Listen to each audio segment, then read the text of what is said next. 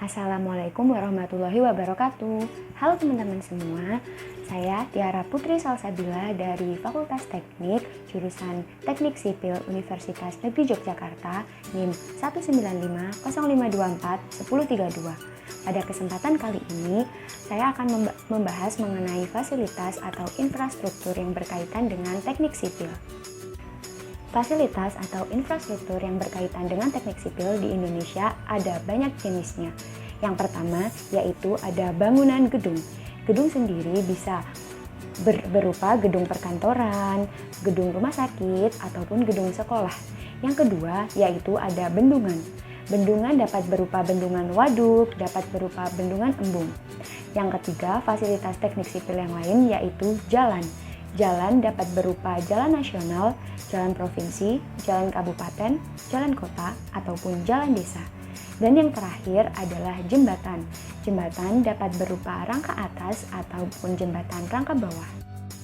Begitu banyaknya fasilitas atau infrastruktur sipil yang ada di Indonesia. Pada kesempatan kali ini saya akan membahas mengenai jalan. Jalan merupakan prasarana yang diperuntukkan untuk pembukaan lalu lintas dan transportasi darat. Jalan diklasifikasikan menurut fungsinya yaitu ada 4, yaitu yang pertama ada jalan arteri, jalan kolektor, jalan lokal, dan jalan lingkungan. Jalan arteri merupakan jalan yang berfungsi sebagai angkutan utama dengan ciri perjalanan jarak jauh, dengan kecepatan rata-rata tinggi dan jumlah jalan yang masuk dibatasi secara berdaya guna. Yang kedua adalah jalan kolektor.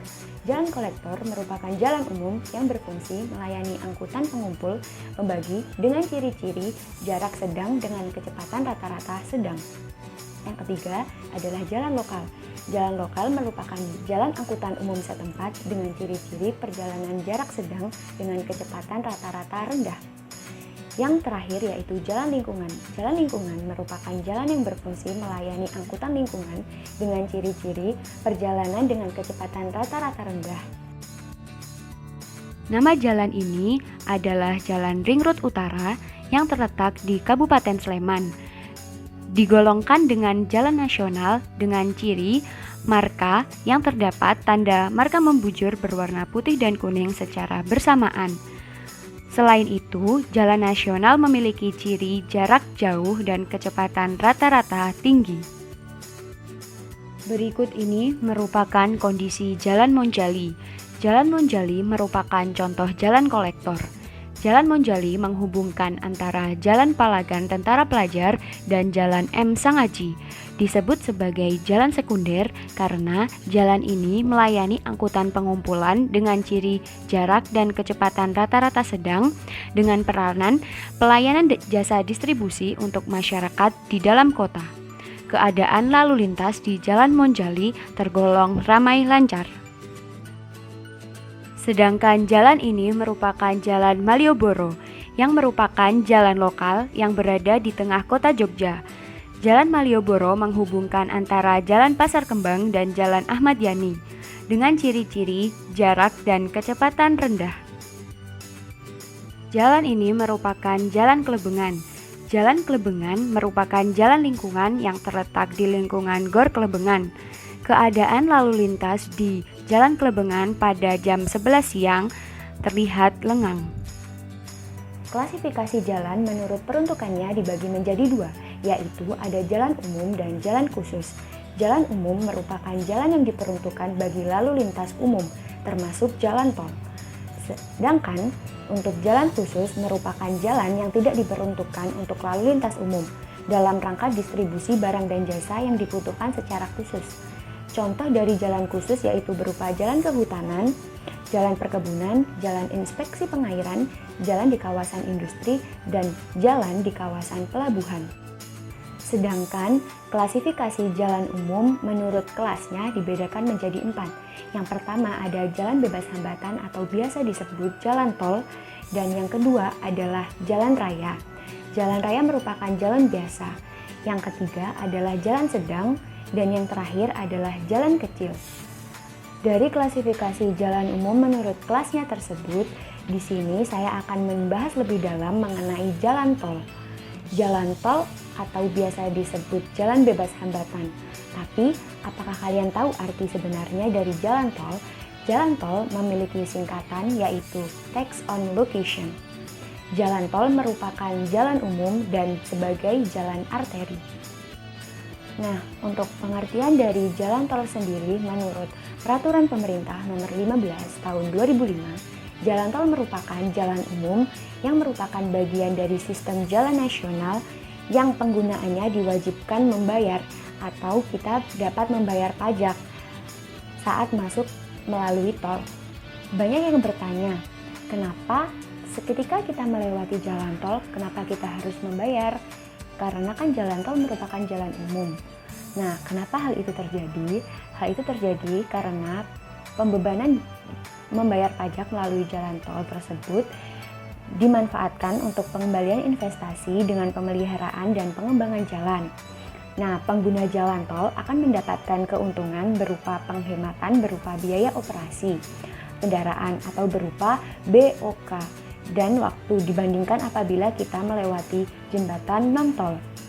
Nah, kita akan mendapatkan pengembalian investasi tersebut melalui tarif tol yang dibayarkan kepada pengguna tol. Nah, kewajiban membayar tol tersebut akan masuk kepada badan usaha. Badan usaha tersebut akan mendapatkan pengembalian investasi melalui tarif tol. Selanjutnya, fungsi dari jalan tol. Penyelenggaraan jalan tol memiliki tujuan untuk meningkatkan efisiensi pelayanan jasa distribusi yang pada akhirnya mampu menunjang peningkatan pertumbuhan perekonomian di suatu daerah. Berdasarkan Undang-Undang Nomor 38 Tahun 2004 tentang Jalan menyatakan bahwa wewenang tersebut penyelenggaraan jalan tol berada pada pemerintah yang meliputi pengaturan, pembinaan, pengusahaan, dan pengawasan. Selain itu, jalan tol memiliki tujuan lain yaitu meningkatkan pertumbuhan dan pembangunan di sekitar daerah. Yang kedua, yaitu ada mempercepat perwujudan jaringan bebas hambatan yang dilakukan oleh BUMN. Selanjutnya, yaitu ada bagian-bagian dari jalan tol. Jalan tol tersendiri memiliki bagian-bagian khusus. Bagian tersebut yang pertama adalah jalan penghubung. Sebagaimana namanya, jalan penghubung. Jalan penghubung merupakan jalan yang menghubungkan jalan masuk gerbang tol dengan jalan raya biasa. Yang kedua adalah gerbang tol. Gerbang tol ini merupakan pintu masuk di mana kita dapat membayar pajak melalui tol. Nah, yang selanjutnya ada simpang susun. Simpang susun ini merupakan jalan layang yang berada di atas jalan tol atau jalan lainnya. Pada jalan layang ini, kendaraan dapat melakukan peralihan dari satu jalan ke jalan yang lainnya tanpa harus berhenti terlebih dahulu. Bagian dari jalan tol selanjutnya yaitu rambu lalu lintas. Dapat dilihat pada gambar, ada rambu lalu lintas berupa penunjuk jalan. Nah, yang bagian tol selanjutnya yaitu adalah penahan silau.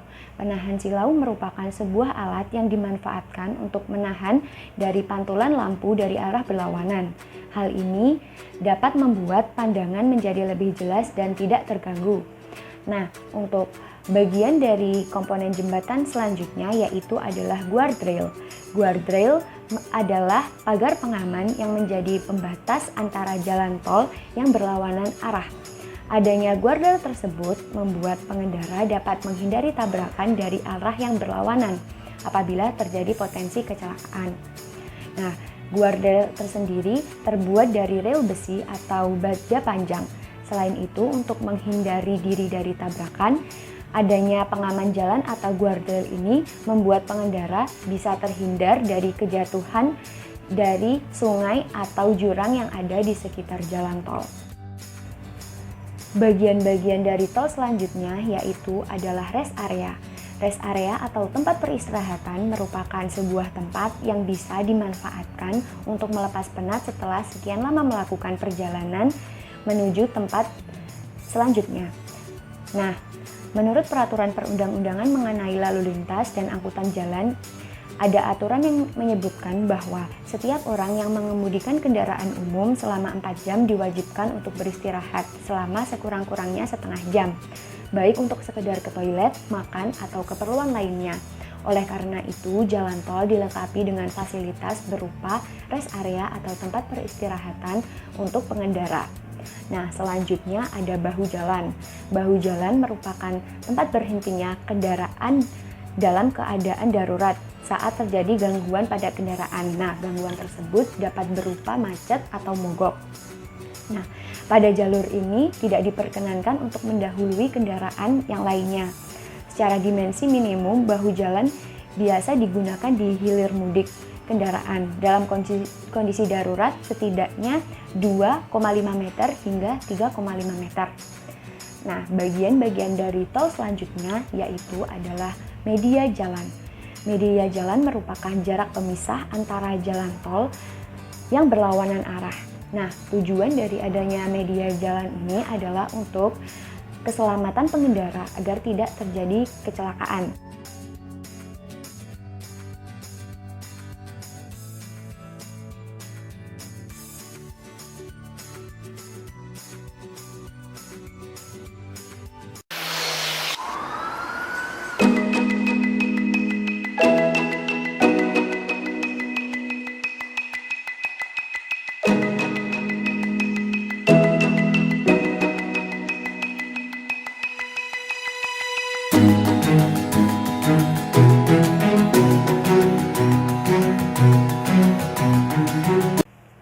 Sekian pembahasan mengenai fasilitas atau sarana prasarana sipil, yaitu salah satunya adalah jalan tol. Semoga informasi yang diberikan dapat bermanfaat bagi kalian semua.